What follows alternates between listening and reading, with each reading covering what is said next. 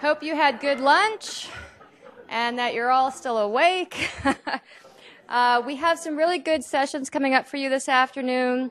We've brought some outside speakers from the Department of Energy and from HUD and from the Assets for Independence program. So you're going to get some variety this afternoon. How's everyone feeling so far? Is the training going well? Are we meeting expectations, hopefully? All right, great. So I know that both of the morning sessions for tribes, territories, and states all kind of ran out of time. And so just be aware that we're all sticking around tomorrow. Nicholas Cavallo from Apprise, who was presenting this morning for states, will be here all day tomorrow. So if you have follow-up questions, you can chat with him or our staff. We're also for the tribes, for those of you who are sticking around for the NUAC conference next week, there is a tribal panel discussion with our office on Monday morning. I believe it's at 11 o'clock that Patrick Strickland from Lumbee is leading for us. And so we will continue the conversation where it left off this morning with tribes. So if you didn't get your question answered, you'll have another opportunity on Monday. If you're not going to be there on Monday, just reach out to us tomorrow or whenever you're back in the office and we're happy to talk. But I was unfortunately not able to join the tribal session. I heard it went well. But for the states, I think, there are definitely some big takeaway messages, right? I think slide 71 is one that you'll definitely want to revisit when you're back in your offices. That's that timeline of preparations for 2015, getting ready for that data collection and kind of prioritizing the next steps that you need to do and figure out where you're at. As I hinted out yesterday, we have been hearing from some energy vendors saying, "Oh, I haven't heard from my state yet. I'm a little worried about what changes I need to make to my system to meet their needs. So should I reach out to them or should I just wait?" So regardless of where you are in your process, if you've not talked to your vendor recently, it might be a good idea to at least reach out and maybe try to think about scheduling a meeting coming up. That way they know you're aware of it and you're not forgetting about them. And as Melissa mentioned this morning, Section 16 of your plan is where you're going to let us know where you're at in the process as you're launching off your 2016 programs. If you run into any unexpected challenges with the data collection effort after you've submitted the plan, you can always submit a revised plan to us and just update Section 16 so we know about that. And again, just add a remark in OLDC. And also they mentioned that you saw that demonstration in the performance management website and how the data is in part derived from the data we use for our reports to Congress. I can tell you that we've recently released the 2010 report to Congress. We have pretty much all the other reports to Congress at various stages in clearance. So we are anticipating that all of those will be released hopefully by the end of this year. So we should be caught up with that data, and then you'll have more current data to use in that system. But in the meantime, each grantee can access their own, each state can access their own data through fiscal year 2014, and you can compare your data to other grantees through 2010, our latest official data, and then working backwards based on those prior grantee surveys and household reports. So with that, I'd like to turn it over to our first afternoon session and Jamia Furbush to introduce our next panel. Thanks.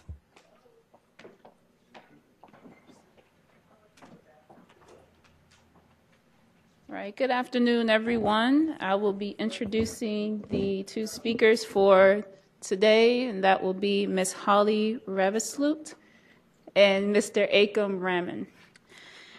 All right, and Ms. Raveslut is an Energy Technology Program Specialist in the Weatherization Assistance Program Lead with the Weatherization and Intergovernmental Programs Office for the United States Department of Energy, DOE, in Washington, D.C.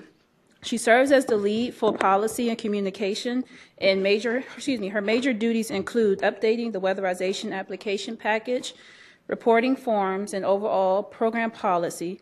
She handles communication activities for congressional inquiries, DOE senior leadership, as well as the public.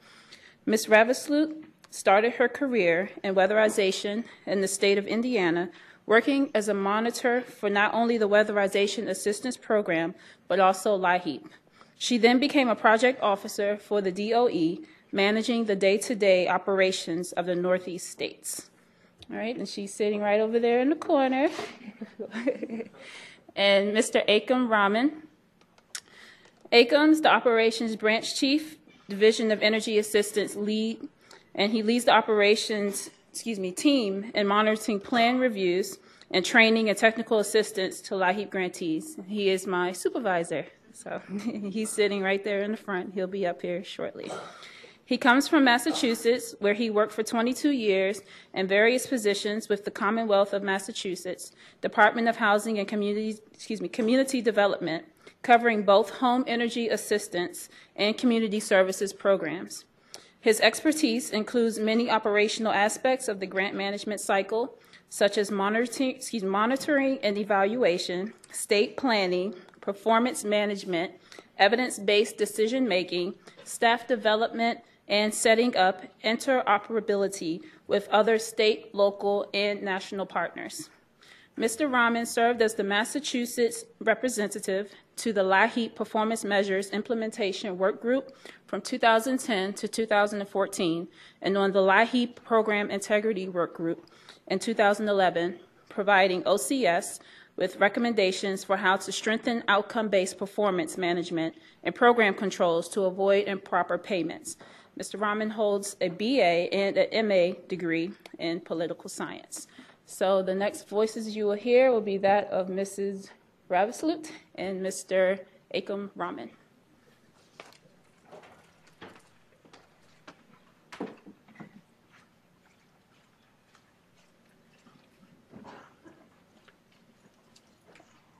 Well, thank you. Good afternoon.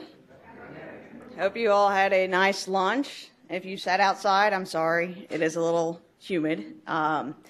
Anyway, it's a little early for that. Throughout the presentation, if you want to ask questions, I would rather go ahead and answer them on the spot instead of wait to the end, even though a lot of times we do like to wait to the end, just because I just want to address them at the time. So anyway, this is the agenda for the session. We're going to discuss the DOE Weatherization Assistance Program. I'm going to talk a lot about our program rules. Can you all hear me? Because I don't want to lean in. Do I have to lean in? No. Okay, cool. That works. All right. All right. So what I'm going to discuss is what underpins the program. And how many folks actually provide a set-aside to the weatherization program from the LIHEAP in the room? How many do that? Quite a few, okay. And how many folks in the room think that the Weatherization Assistance Program is a block grant? Good, very good. It's a categorical grant. Nice. And the reason why I asked that question is because we have to answer that a lot at our own department because we're in the same office as the State Energy Program, which is a block grant. But I put that out there because a lot of folks wonder, why are we so prescriptive? And that's because we are a categorical grant, and Congress has a particular mission for the Weatherization Assistance Program, and spells it out in the statutes, and the regulations clarify that, and our policies try to clarify that even more. So that's what we're going to discuss. So, setting up the framework for the DOE Weatherization Assistance Program. And then when LIHEAP comes into play, whether it's in the application, the DOE application, versus whether it's outside of the DOE application, and what that actually means when running both programs. One last question. Who in here runs both LIHEAP and weatherization in their office? Okay. All right. So, I already mentioned a little bit about our federal statutes. Those are basically directed by Congress. They change very little. It's very difficult to change that process. It is our federal legislation which, authorizes the program. And then we have our rules, which is in the Code of Federal Regulations. I'll go into more detail a little bit later. And then we have grant guidance or weatherization program notices. Those, the acronym is WPNs. I'm going to try to avoid acronyms, but if I do it, just catch me and say, hey, what does that mean? Because I don't want to confuse anybody. All right. Here's an overview of our legislative history. In fiscal year 2016, the Weatherization Assistance Program is going to be 40. So, in the 40-year history, there have only been 9 statutory changes. So it doesn't really happen that often. And the most recent statutory change, which most of you are aware of, is the Recovery Act. And that changed some components of the program that are pretty significant. It increased eligibility to 200% of poverty. Now, I know that I receive questions quite a bit about how do we handle when the state uses LIHEAP rolls and LIHEAP only goes to 150. We require that they serve up to 200%. So that's one of the things that frequently comes up during monitoring visits and stuff like that is if they're not, the grantees and subgrantees are not serving up to 200, then we're making sure that they're able to do that. We actually asked specifically how they do it in their grant application for 2015. So we do want to make sure that the grantees are addressing this gap between the two programs. Because that was a nice benefit having the same threshold. Yes, ma'am. Maybe I'm confused. You're saying that the weatherization that's in our LIHEAP? No. Okay. I'm talking about the DOE Weatherization Assistance Program, just the DOE side. These are the DOE requirements, and this is where it gets a little funky. But I only think it's 3 states now, so it may not be so funky. But if the state that you work in puts LIHEAP, the LIHEAP set-aside in the DOE grant, then it has to meet these requirements. If it does not, and you run parallel programs, you have a lot more flexibility. So that's why I'm trying to focus and stay more in the DOE world so you guys understand the infrastructure behind DOE, and then what happens if you put it in versus out. So I'm of 2 minds of it, whatever you want to do and what works in your state. So the other change is that we increased our average cost per home to $6,500. Now, that is adjusted up every year based on the Consumer Price Index. So you'll see $6,500 in the regulations and in the legislation, but in reality, it's like $7,000 now just because of the Consumer Price Index. And that used to be $2,500, so that's a significant increase. At this point, based on the data, we're coming in around $5,000 for our average cost. Now, another little bit of clarification. It's average cost. Some state weatherization programs have decided to go ahead and cap that. And so they may say, you guys can only go to $6,000 or $5,000. They can do that, but if they keep it as an average cost, they can actually spend over the $6,000 as long as they have some units that come in around, $1,000, $2,000, $3,000. Because it's all based and driven on an energy audit, and not every house or multifamily building or what have you needs the same level of effort. So, and then we raised our training and technical assistance from 10% to 20%. And if people are numbers people, grantees don't actually get 20% because Congress gives a headquarters a set aside to do headquarters training and technical assistance, and that comes out of that 20%. So it's more like 17%. So, and then they changed the reweatherization date from September 30th, 1993 to September 30th, 1994. We think they just didn't understand the request and just upped it a year. But that being said, that's one of those things that I can talk about. Well, I can talk about it now. That's if you run your LIHEAP parallel and not have it in the DOE plan, LIHEAP can be that program, the weatherization portion of LIHEAP could be that program that can weatherize if they were weatherized 5 years ago. You would just have to put it in your LIHEAP plan that's your policy. So that's what I mean by some of those flexibilities, because a lot of times our audit is based off of 20 and 30 years, but some of the measures may not go that long. So, all right. Yes, ma'am. Make sure I understand this. You said that if you have LIHEAP weatherization, you do not have to adhere to that 200% poverty guidelines. You have flexibility, or do you have to adhere to that 200%? Because I think we got, I'm getting conflicting information. Okay. If you have LIHEAP weatherization that you're using in parallel with the DOE program, not part of the DOE program, then you would follow your eligibility for LIHEAP. It does make it quite confusing for the subgrantees. So, I mean, it really, because it depends on how you operate your program. If you're operating them at the same time, it may be easier, but if you're doing like September to January, you're doing all LIHEAP weatherization, and then you pick up DOE weatherization at a different time during the year, then it may get really funky because you'll have to reserve clients for when you get the DOE money and that sort of thing. So that's where it gets a little funky. So it depends on how you want. The more complex you make it, the more difficult it could be to implement. But if you want to make it that complex, I mean, that's really your choice. Does that make sense? Did I clarify?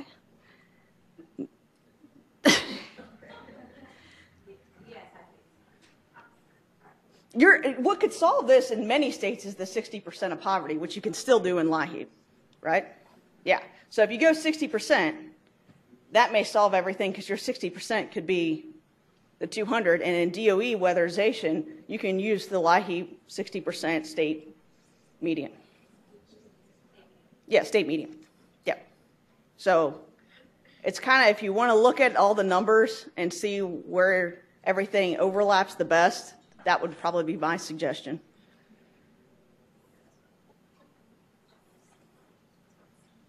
Does that help? Sorry. I know it's confusing, and we get the question a lot. So, and we've actually talked to the folks at LIHEAP about this issue with the gap. Yes, sir. So this all came in with ARA. Has there been any discussion about backing off that 200% now that all that ARA money's gone? And that was the whole reason, right? Because of the influx of additional funds, you know, all of that. That would be something that Congress would have to change because they're the ones who put it up to 200%. I do know that we do serve different clientele. One of the things that is a challenge in the production side of things with weatherization is that when you get to the lower percents of poverty, the units aren't even weatherization ready, meaning they need like HUD rehab before you can even weatherize the units. So I know that folks are able to actually serve more clients with the DOE money because of the integrity of the structures that we're going into. So, and I know talking to people at the local level, they hate to walk away. It's so hard to walk away because these people desperately need help. And sometimes we have to, and going up to the 200% has alleviated some of that. So. Doesn't help the person with the hole in the roof though, right? We can't. We cannot.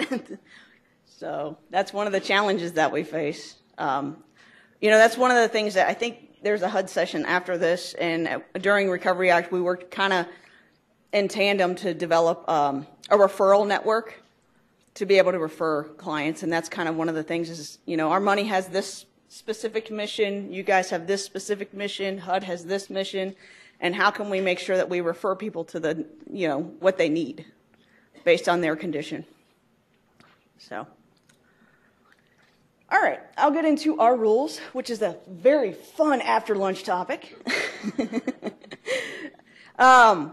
The Code of Federal Regulations is the codification of federal rules for executive departments. We all have rules. And our rule for the Department of Energy's Weatherization Assistance Program is in 10 CFR, Code of Federal Regulations, Part 440.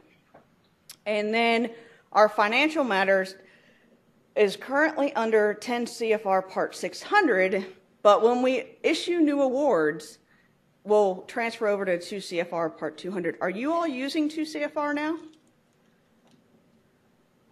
Starting July 1. Starting July 1.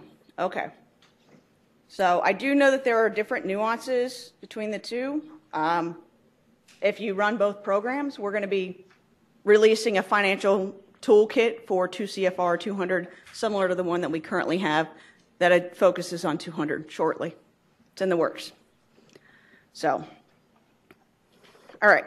And I just wanted to point out that our rules are kind of out in an outline form. And why this is key, I know several people know this, but why this is key is that we'll have a section on multifamily, and it'll say that you can weatherize units as long as they're occupied within 180 days. And we frequently get that question on single family. No, you can't. It comes under multifamily, so you cannot do that. So it's very key when you're looking at regulations and stuff to make sure you follow kind of the outline to make sure that, okay, the major heading, this is what it applies to. Just wanted to put that out there. All right. And then reading the CFR, we have not, the Weatherization Assistance Program has not updated the regulations fully since 2002. And why I say fully is that this is from 2009 when we added the territories to the program. So there's a summary of what the rule is about, and then you have the date, and there's supplemental information on what we're actually trying to accomplish with the proposed rule. So, any questions on the rules and the structure of the rules? All right. So, what's in our rules are actually, 30 different topics, and they include the purpose, the scope, definitions, allocation formula, the application process, minimum requirements, oversight, training, and reports. Now, one of those things, like we have a section on client eligibility, client priorities in our rules, and one of the things they'll have is high energy user households with high energy burden. And a lot of times you would think, oh, I can just define what that is. Well, no, sometimes you have to circle back to the definitions section to see what that is, because in our regs, we actually clearly define what those folks are. And it's come up in discussions with prioritizing LIHEAP clients with weatherization audiences. So, could you prioritize LIHEAP clients based on energy use? And we have to look back at the definition to answer that question. So, a lot of times you can. A lot of times they have an energy burden. So, okay. Then we have what's called weatherization program notices. These things come out, we have 3 that are issued every year, and we add more to them to clarify certain rules that need clarification, or maybe a direction the program's choosing to go, or what have you. So these weatherization program notices are currently placed on WPTAC, the Weatherization Assistance Technical Assistance Center, and we're in the process of migrating that over to DOE's website. So things will be slowly moving over. So if you operate both, and we'll let everybody know, but just wanted to throw that out there. Our program notices are put in place to clarify regulations in the statute. We cannot contradict. And so they do go through a level of review. We do go through our general counsel. But we actually issue a lot of these throughout the year because we are trying to make sure that folks understand what DOE expects. So, all right. And then we have what's called, I'm trying not to confuse anybody, so then we have what's called the annual grant guidance. And this is actually issued every year. And what that does is it highlights, it's the formula process for submitting applications. So it highlights what DOE expects for that particular program year, and it has the application instructions, it has the administrative and legal requirements information, and the it always starts with the program year, which is going to be 1601. So the annual grant guidance is 1601, and then it's basically overwritten. It'll be overwritten by 1701. So it's not a piece that stays in process forever. So things that we mentioned in there may be removed or those sort of things. It's the only program notice that we do that with. So just wanted to let you know that. Here are the categories that are in our annual grant guidance. We have funding, program priorities and initiatives, additional weatherization program notices. It's my favorite thing. It's our little matrix of all the rules and requirements for the program. Quick reference guide, so everybody knows where to find the information. That's the goal. And then we have new initiatives and website information. All right. So one of the things that the annual grant guidance does is outline and provide instructions to how to fill up your application for the DOE weatherization funds. And no, I'll just go on. It also has a section on program priorities and initiatives. And this is the one that was in 15-1, which was this past year. We had the national evaluation in there. We had weatherization plus health. We had the quality management plan, which we're still working on.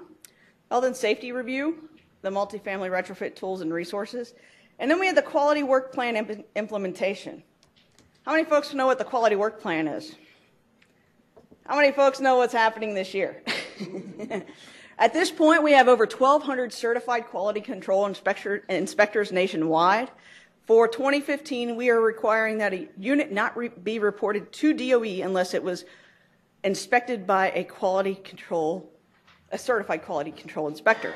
So that is a new requirement, and folks are really moving forward on it and meeting the goals and stuff like that. So that's really, I think it's great in the sense that we have 1,200 people who are certified. I think that's awesome.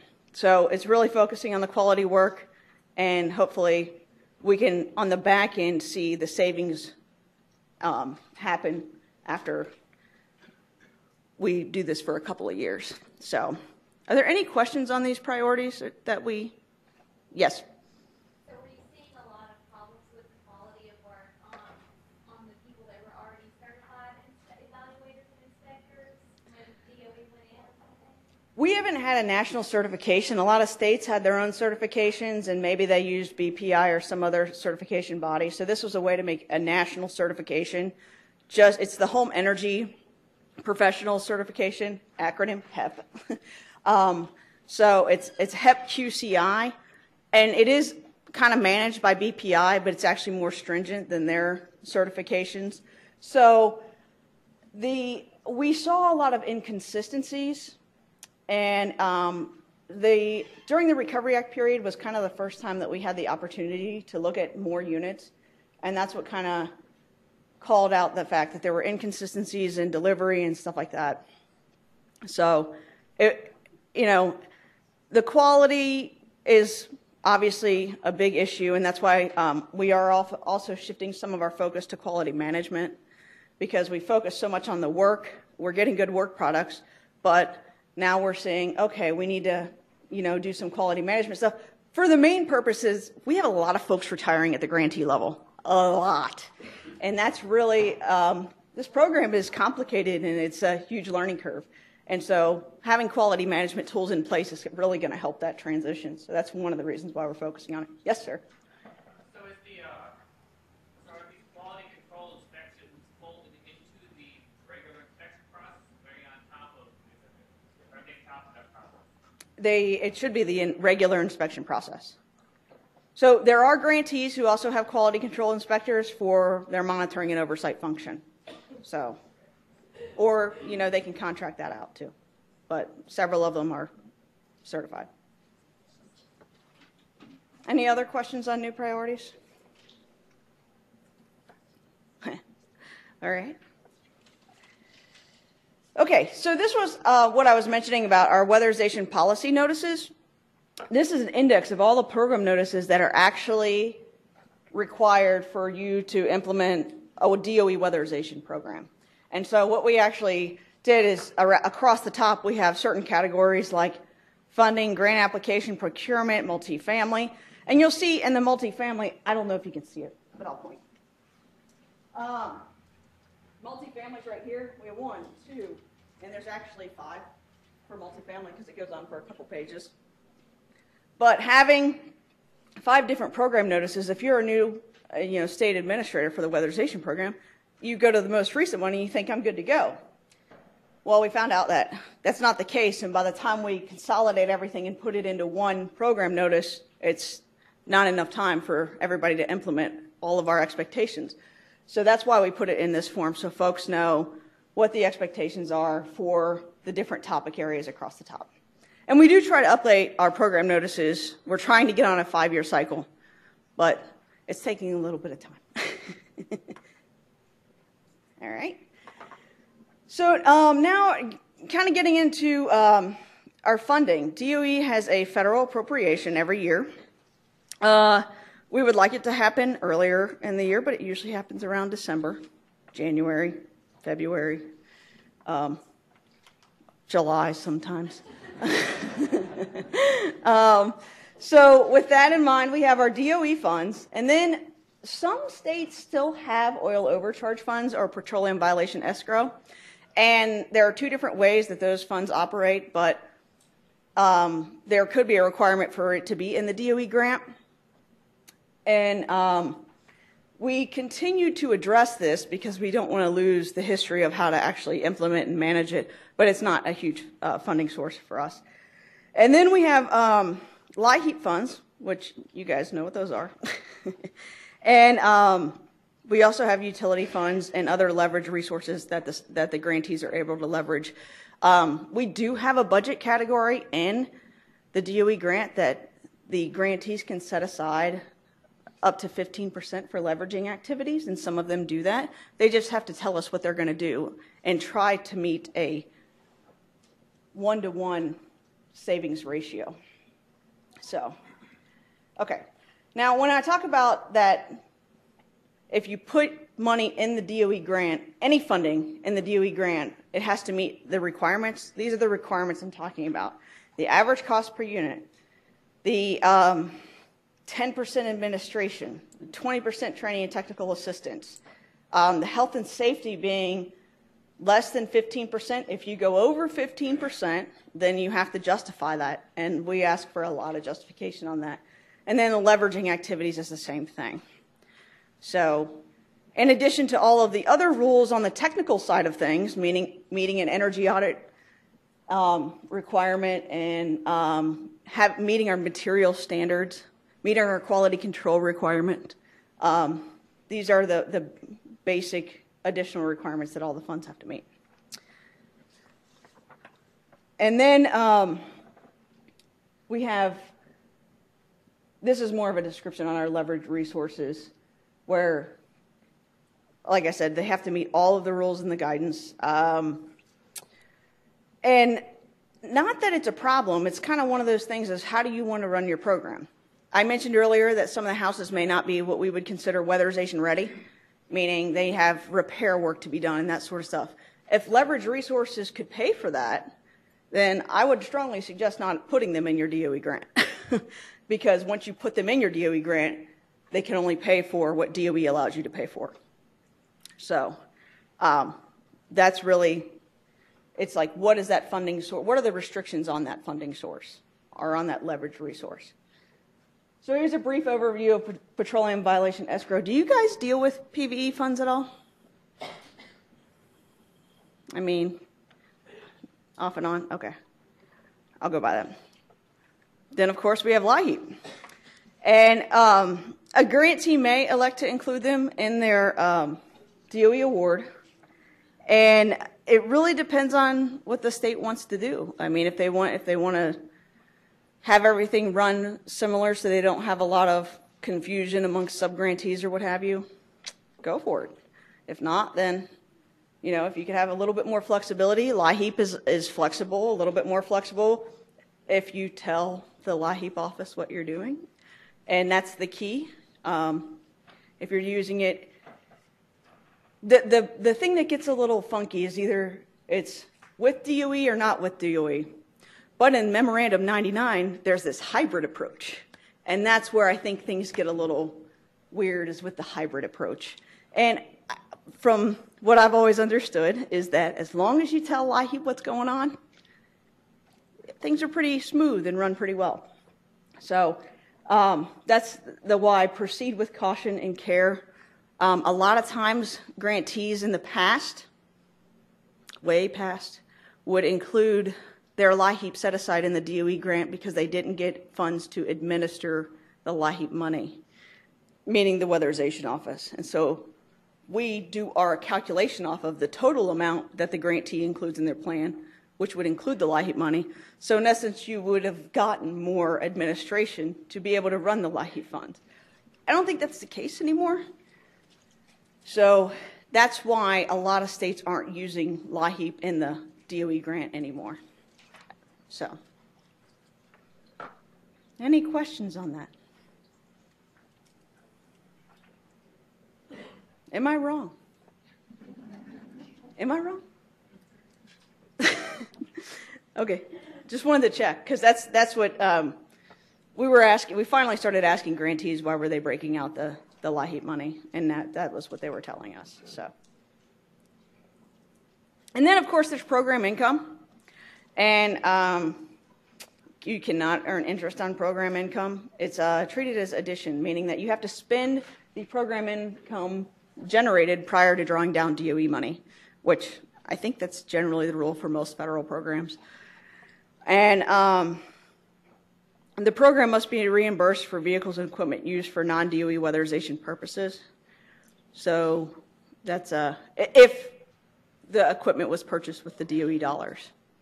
So that's why back in the day, before Recovery Act, we saw a lot of equipment purchased with LIHEAP weatherization money. So, not that I'm encouraging it, I'm just saying. We tend to see where equipment and vehicles are purchased, and that's how we know that, oh, it's not. We go out and monitor, and they're like, oh, we didn't buy that with DOE. Got it. Then we just say next. All right, and wanted to make sure I provided the resources that you have on weatherization. You can always contact DOE folks. We actually love talking about our program, answering questions. We enjoy that. But there's a resource, WAPTAC. We are hoping to have that transitioned over October 1st. That's the goal. I think we're going to make it. And then there's the DOE weatherization website. And then weatherizationplus.org talks about a lot of leveraging opportunities and how grantees and sub-grantees could leverage resources. You have the weatherizationplushealth.org site, which we were trying to show where you could get other resources for like lead hazard control, those type of things, when grantees have access and sub-grantees have access to those other funding sources in the area. Healthy homes type activities. And then the Oak Ridge National Lab. They actually, not only do they do our energy audit tool, which is good, but they also do like energy forecasting. So they have like the 2014 Energy Outlook is up. That's a really great read if you guys want to check that out. I know I recently used it to update some fact sheets for the department. So there's some new data. And our evaluations will be posted there once they're released. So that's pretty much it. Does anybody have any questions? Yes, sir. Can you explain a little more about the admin piece? Like, we put our LIHEAP set aside in the DOE, so we're capped at the 10% admin. Are you saying that if we split it out, we could use more than 10% on HHS for admin? Well, I think it's within the last 5 years, you guys released a memo on admin. Historically, if you put it in the DOE grant, that would mean the budget would be a lot bigger. Okay. And so we would take 10% of everything. So in essence, you would get administration to run LIHEAP with DOE. I don't think you can do that anymore if the LIHEAP office uses all of the admin. But that's why we all of a sudden, when we were starting to look at state plans, started to see LIHEAP not show up anymore. So we had no idea how much money was going being set aside for LIHEAP weatherization.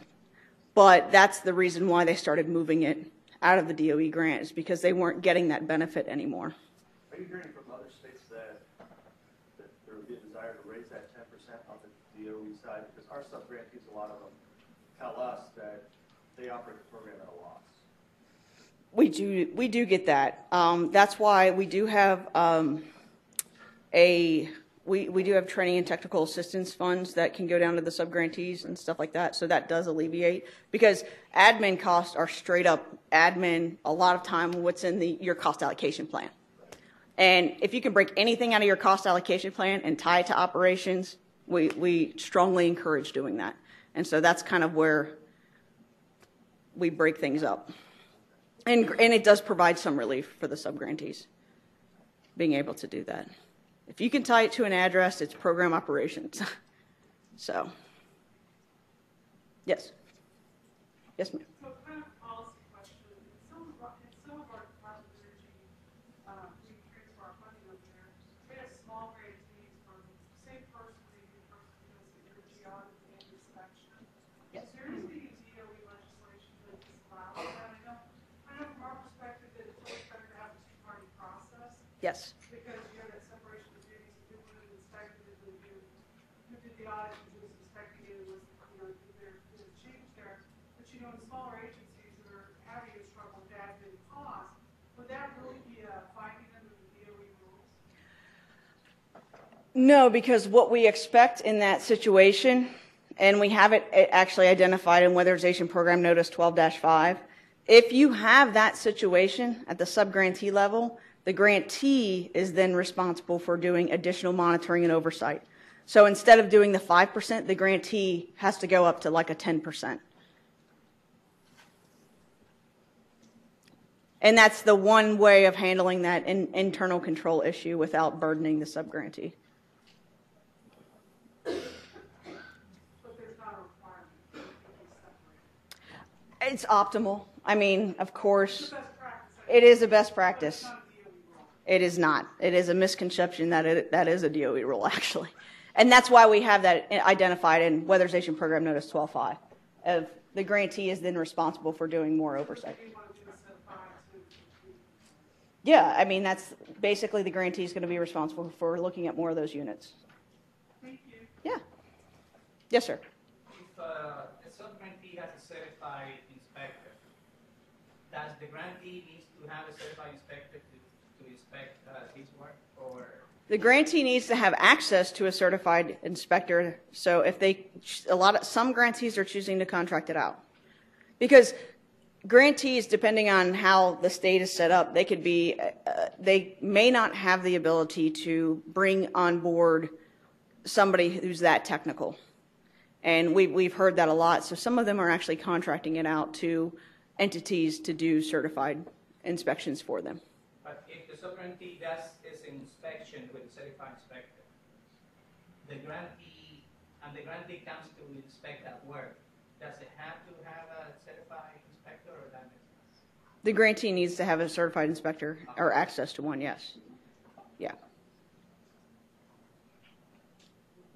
And we actually have that identified in 15-4, the different ways to implement the quality control process.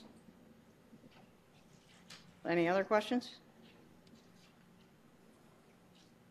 Okay, so I'm going to turn it over. And hopefully if you have any LIHEAP weatherization questions, they can be answered. That if I confused you, I apologize. So.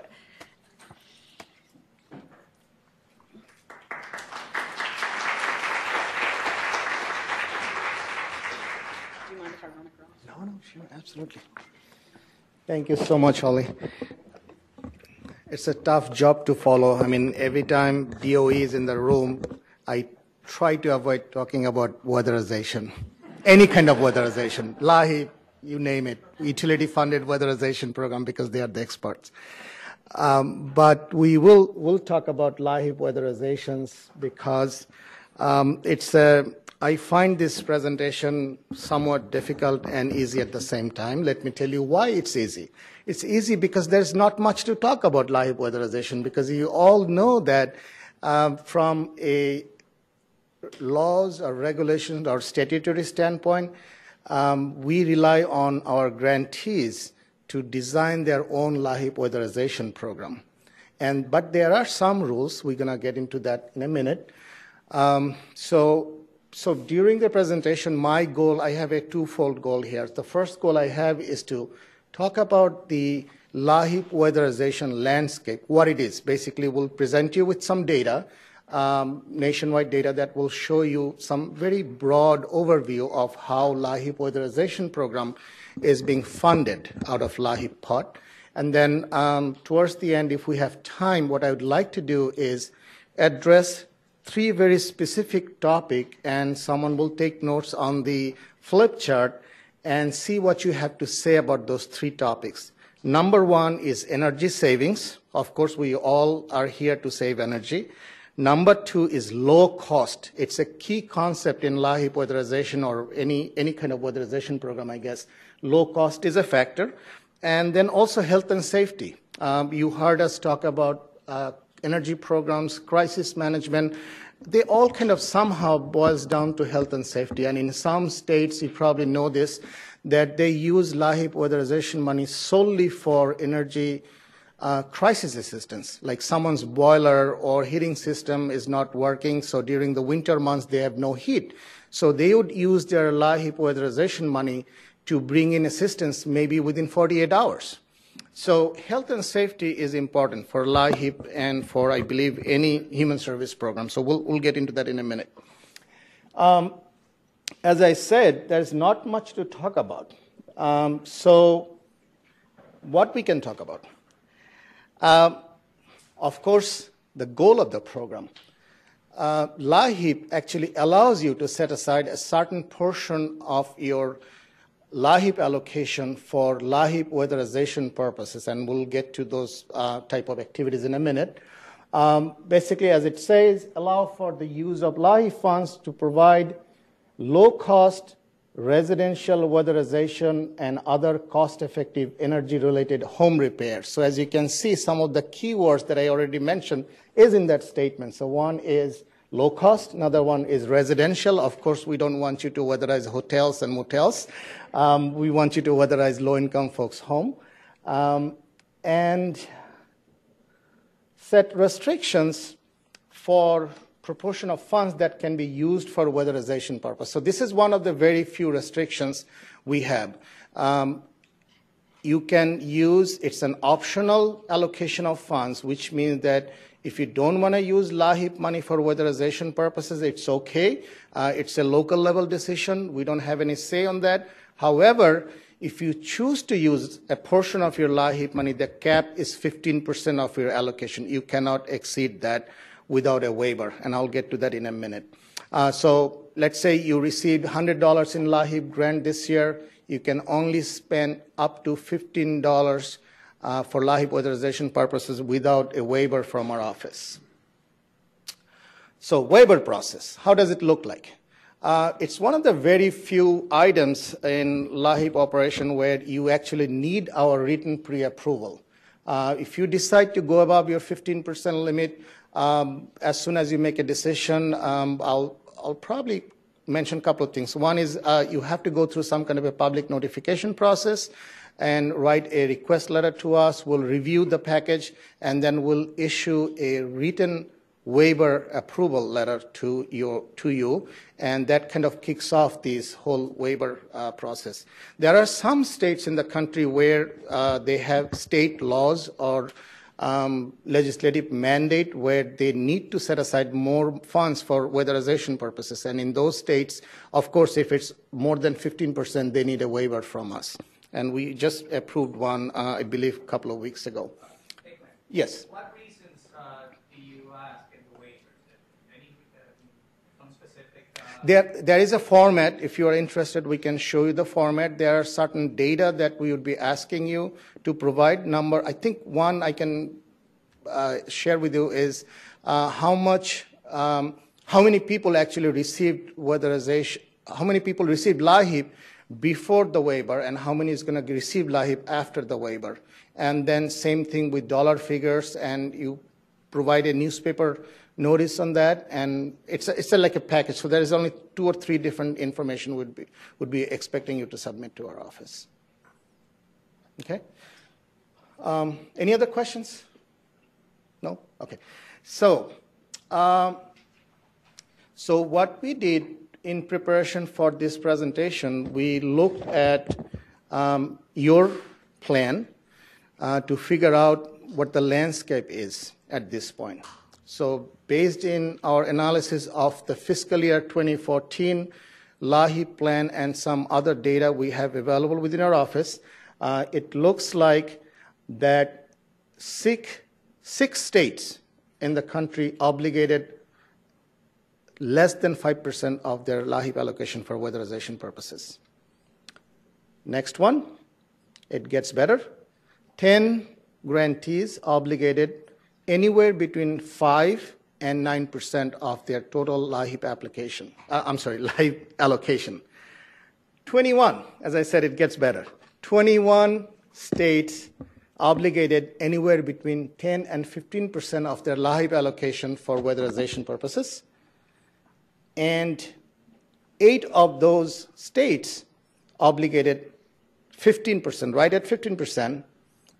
And 5 states, 5 out of 42 states, received a waiver from our office to go above 15%. So we have state, I believe we'll get to that in a minute, state as high as 25%, which is the maximum you can use with a waiver of their LIHEAP allocation going towards weatherization.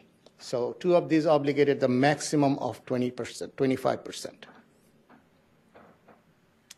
Okay, one clarification here is that I keep talking about states, but tribal grantees, they are also welcome. They are allowed to set aside money for weatherization purposes. So if you are a tribal grantee, feel free to look at your state plan, look at your priorities, and make decision based on that. Actually, I was at a tribal grantee a couple of weeks ago, maybe a month ago, and I noticed that they are doing a lot of proactive work as far as using LIHEAP money for weatherization purposes. They have already done all their needs assessment, and they're going to look into their allocation for fiscal year 15 and 16. That will probably make decision based on those needs assessment survey that they have already done.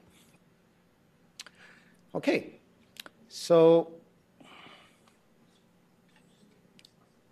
by no means these are our recommendations, so that this is what the landscape is right now. So for example, if you are a LIHEAP weatherization state, and if we look at your plan and activities, we would see these type of sample activities that you're funding out of weatherization, LIHEAP weatherization allocation. The first one is needs assessment. I just mentioned that. So for example, if one state could decide to send some kind of a inspector or someone go to people's home and find out if they need weatherization. I'm not getting into all the details here because of the interest of time, but I'll just skim the topic here. Energy-related minor, underline here, roof repair. Clearly erroneous. How many times you heard that already? So this is one of the topic where we clearly stated that LIHEAP money cannot be used for roof replacement. However, I'll give you a quick example. This is I have experienced in weatherization program when I was at the state level. So let's say a state sets aside money for replacing boiler, and in the process they found out that the house's chimney needs repointing. You all know what repointing means. And in order for them to do repointing, they need to do some roof repair. For example, changing the way the roof is vented. So it's a good example, I believe, in my opinion. It's a minor roof repair which is tied to the actual weatherization work. There's another concept here that you should always remember, that don't do electrical wiring if you don't have to do any weatherization work. Again, it's a local level decision, but the broader concept here is energy saving. So your measures, whatever measures you're putting in that house, should have one and only, among those 3 goals, One of them, a major goal, is to save energy. So again, enough said. Caulking and insulation, you all know that, what that means. If you have poor insulation in the house, of course, oftentimes you would replace the insulation.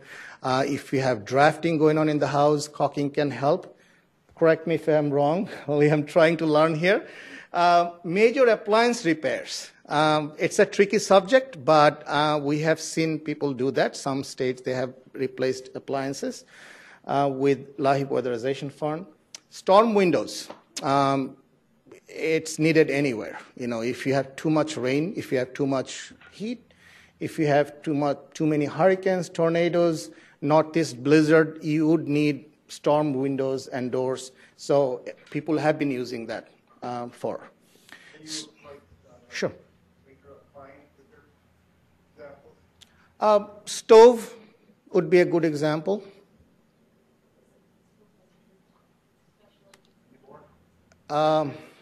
No, sorry. This is what we find from our grantees' plan and some data. There's no way we are here recommending any measures here. So I'm just running down the list here. Clean and tune. You all know that you have a boiler or a burner system that needs clean and tune. So we have seen people do that using LIHEAP money. Windows, sliding glass doors, similar to storm windows. If you have a drafty door, drafty window, people have replaced that. Furnace replacement. This is one of the common uses of LIHEAP weatherization funds. Doors, of course. Cooling system modifications. If you are in a cooling state, oftentimes you would need to use LIHEAP weatherization money for cooling system modifications and repairs. Just one suggestion here. I promise myself I'm not going to give any suggestions, but one is whatever you decide to do, please write it down. Come up with your own policies. Come up with your own procedures so that, in terms of audit, in terms of monitoring visit from our office, or even for your own staff training purposes, for sub-grantees, if you have a written manual for LIHEAP weatherization, especially if you're not using DOE rule. Like there are many states that are not using DOE rule, so they are writing their own rules. So if you're in one of those situations, just please make sure that you have written policies and procedures in place. Do you need to review that before it is used, or just write it down in case of? No, I think what you need to do is, in your state plan, there are 3 very specific questions. What type of rules you're using for LIHEAP weatherization purposes if you have checked LIHEAP weatherization? One is solely DOE rule. Second one, I think it's combination of both LIHEAP and weatherization. And the third option, I believe, is LIHEAP only. So it's up to you which one you want to pick. But whatever you pick, if you're not picking DOE, solely DOE rule, because DOE rule, you don't need to write it. It's already there. So if you are saying that you want to use DOE with some exceptions, it's always a good idea to have those exceptions written down. If you're saying that you're going to solely use LIHEAP rule, you should write those down, whatever those rules are. I don't think you need, Lauren, correct me if I'm wrong. Is there another option? I don't think there's another option. So those are the 3 options. Water heater, water conservation measures, cooling system replacements, energy efficient light bulbs. You all know LEDs and CFC is getting old these days. Renewable energy. What that can be? Solar. How about wind? Water, hydraulic. Sure. Geothermal can be, as part of it can be renewable, I think. Yeah, okay. As I said before, limited guidance is provided for the concept of low-cost, cost-effective, residential energy-related. You have seen these terms before in that statement. So question, low cost means what? It can mean different things to different people, depending on the state, depending on what your needs are. So one could ask you a simple question. Do you think $4,000 is a reasonable estimate of low-cost weatherization?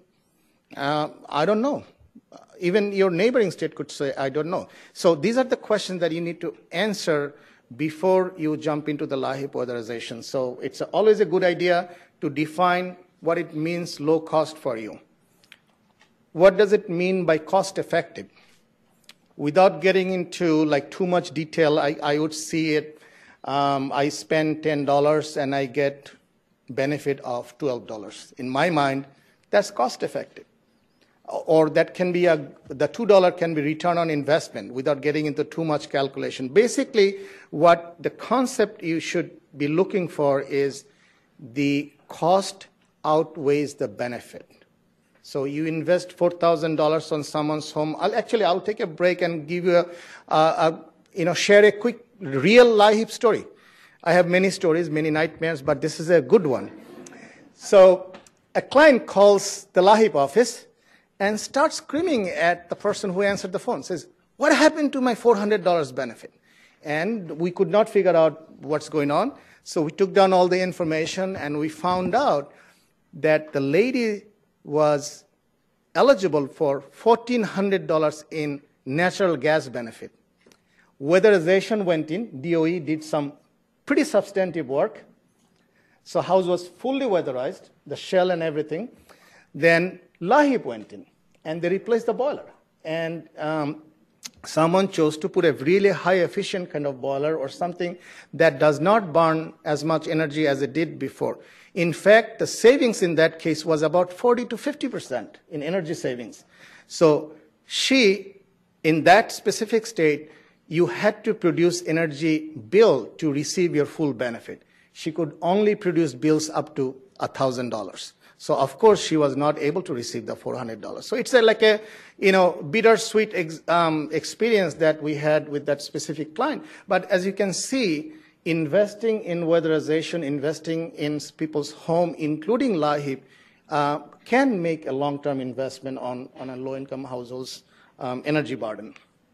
So residential, of course, question, I mentioned this before. Are you allowed to do weatherization on hotels, motels, homeless shelters?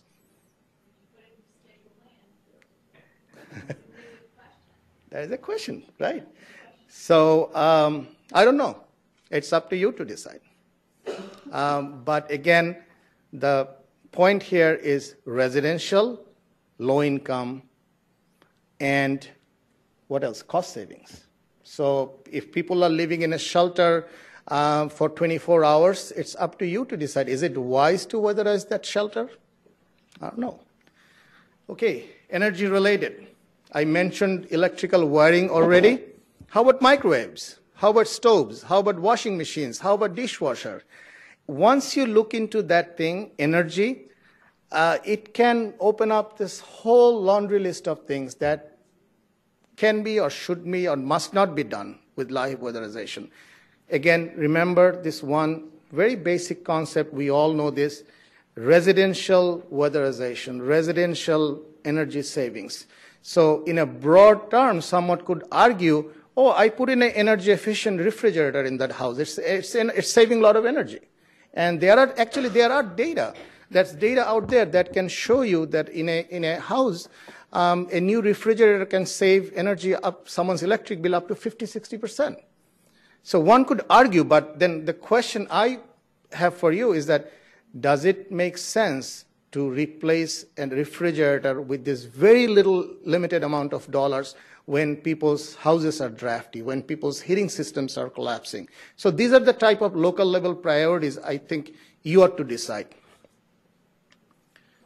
Okay. Option one, I mentioned this already. It's a question on your state plan.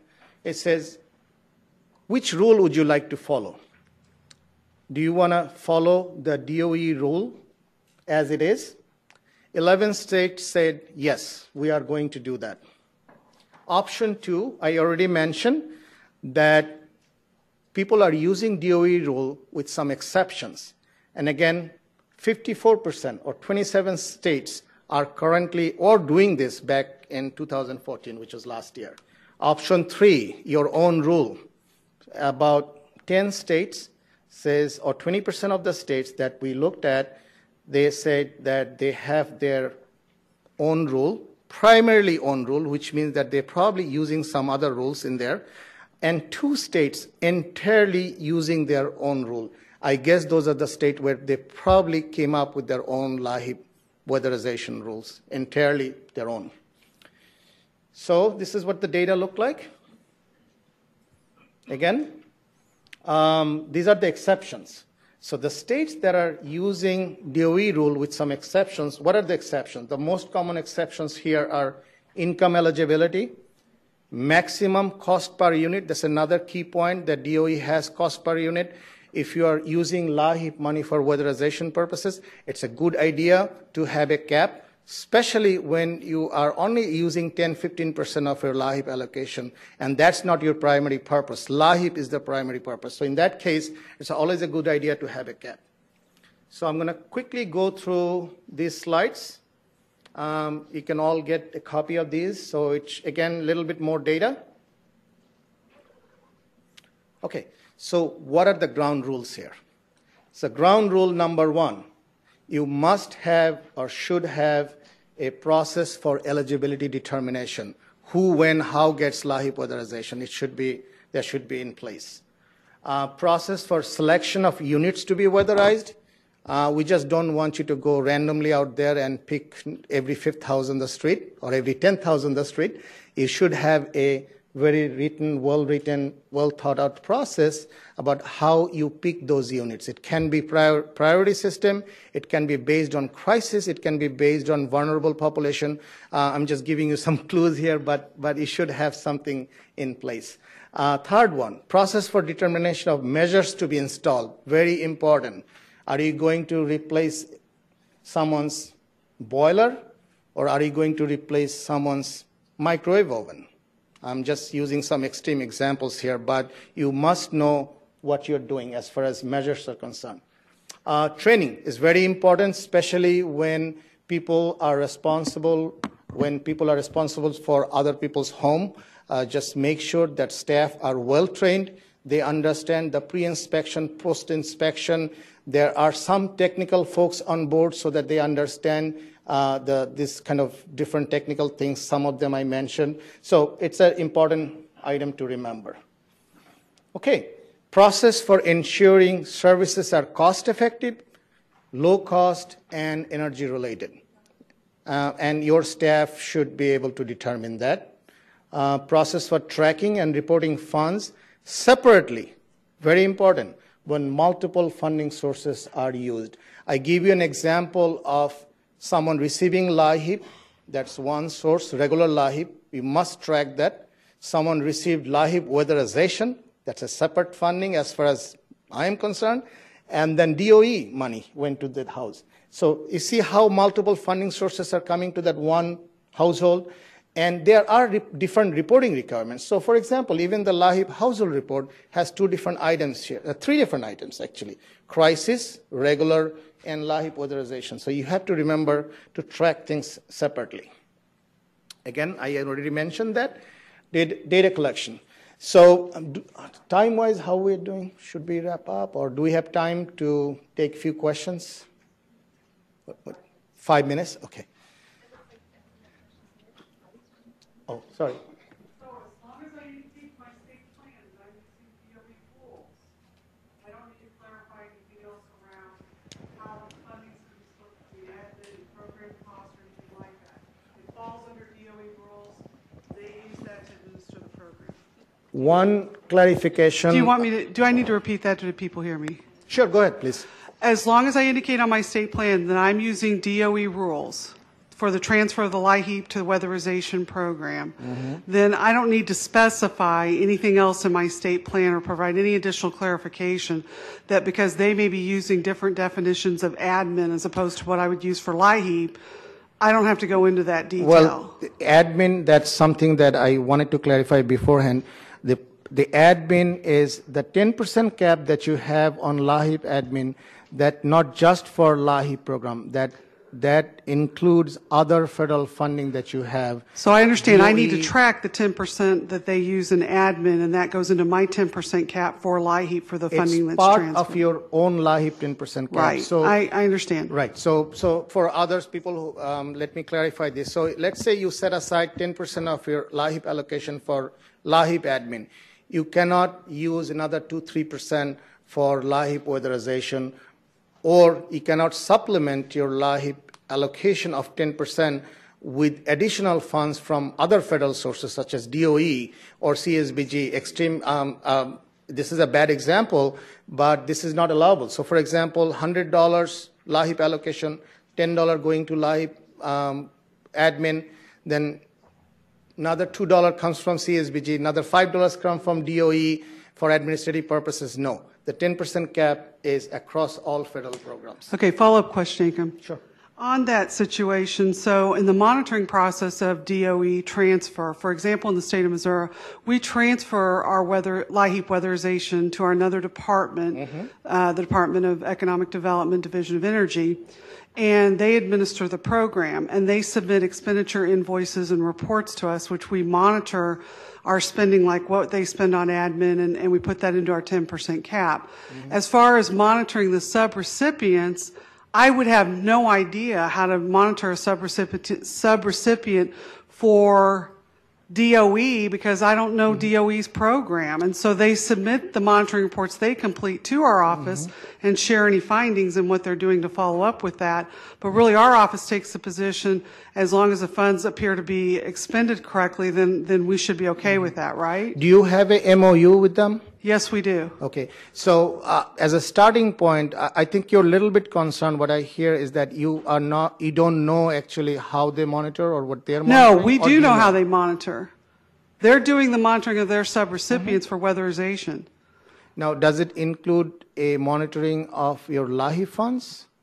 Yes.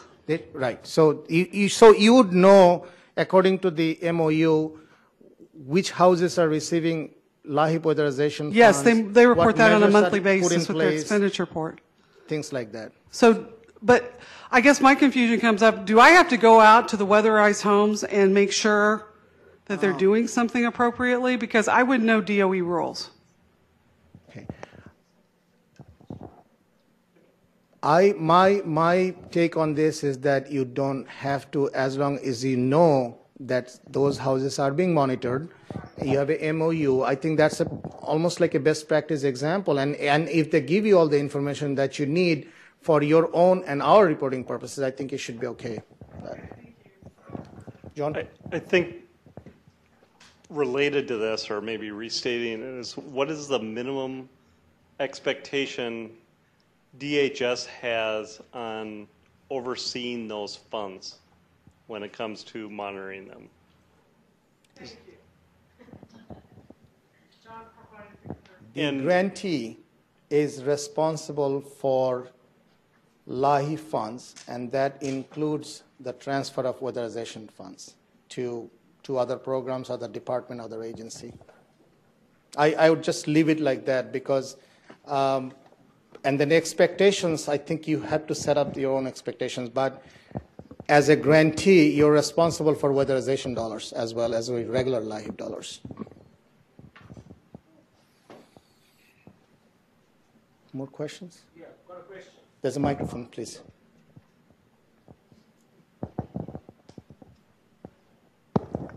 Yes, State of Maryland. Got a question. We transfer about 1.5 million fund for furnace repair and replacement with the Department of Housing.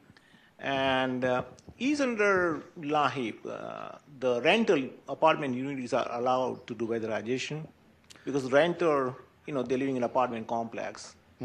Are the weatherization is allowed for the rental unit? It's your own policy rules set up. What we have seen, I'll give you just one example. I think it was on the slide that give you an example. So a multi-unit housing with 10 units in there, and 7 of them are occupied by low-income folks. Yes.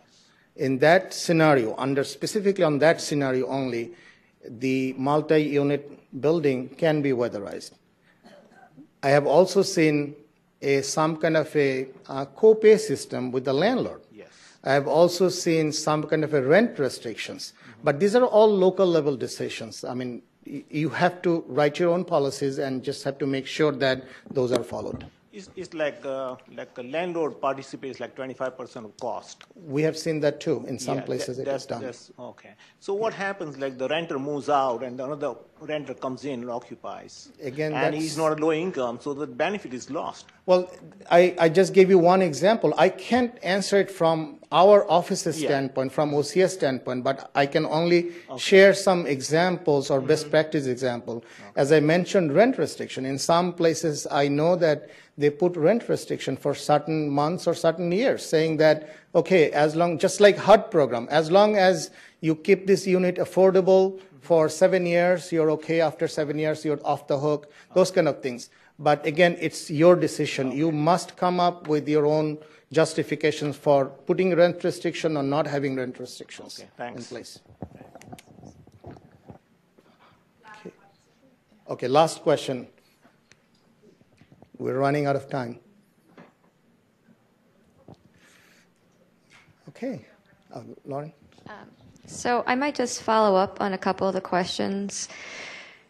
I think there was a question from Heather about admin definitions, and if I understood the question, you were getting at whether you can have different admin rules for the LIHEAP funding that goes towards weatherization. And you can. We just ask that in your LIHEAP plan, you let us know if you are not using. The assumption is if you check all DOE rules or mostly DOE rules, then that means you're using DOE's definition for admin. If you're on the portion of the money of LIHEAP going towards weatherization, for the rest of your LIHEAP money, you're using your regular LIHEAP admin definition for what is an allowable cost within admin. And so if you are not using that DOE rule, then we would just ask you to specify, is it the same as your normal LIHEAP rule, or is for some reason it different for the weatherization portion? The 10% rule still applies even if you're using all DOE rules, because on the LIHEAP side, as Aiken was explaining, we are calculating it regardless of the type of assistance you're providing with LIHEAP money, as well as regardless of the type of federal source that's going to support it. So you can use DOE WAP money towards LIHEAP administrative costs, but that has to be counted towards your LIHEAP 10% cap for admin for the state or tribe. Does that make sense to everybody? If not, just flag us. I think there was also a follow-up question about what monitoring is expected of the money that you might be transferring to another agency to run weatherization. So generally speaking, the expectation is that you're ensuring there's adequate monitoring just as you would of any other sub-grantee of yours, right? So you do monitoring of your local community action agencies or nonprofits, or you contract out to somebody to do that on your behalf. So if you're choosing to rely on your state energy office to do that monitoring, and you've had discussions with them about the extent of their monitoring, and you feel comfortable relying on that monitoring, that's fine. Our expectation is just that you are reviewing what they're doing. They're providing you some sort of report, and you have some sort of assurance of, okay, things are being checked out. Because again, if there's a finding and it relates to the LIHEAP portion of the funding, it's going to come back to bite you, right? We're in the same boat as you are. When we go out to the states that do this kind of transfer, we will meet with your state weatherization office staff. We'll try to select at least one sub-grantee that does weatherization. Generally speaking, we're not going out the way DOE is to the actual unit that's being weatherized, because unlike DOE, we are not experts in the actual measures that are being installed on the homes.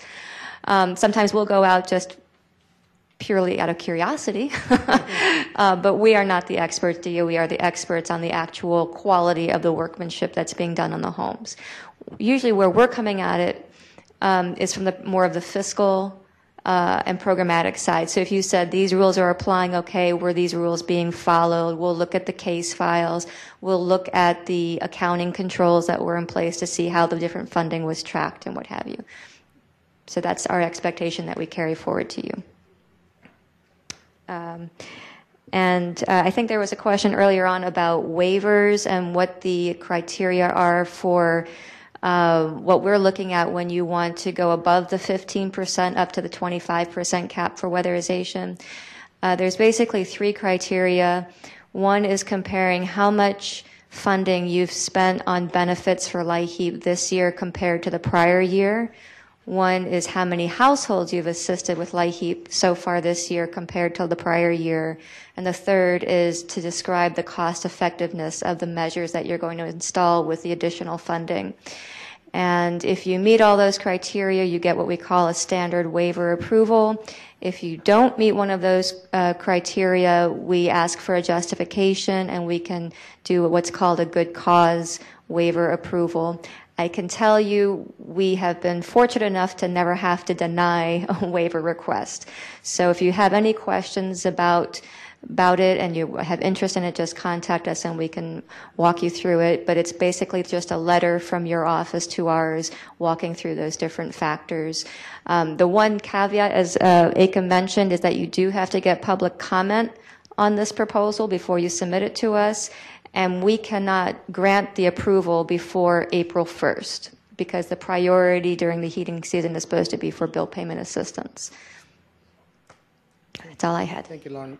Just to wrap up, if you think that this topic has a lot of interesting things to talk about, just mention it on an evaluation form. We'll try to follow up at a different time. I'm sorry that we could not do the mini exercise here, but we can definitely discuss LIHEAP weatherization at a different forum. Thank you so much.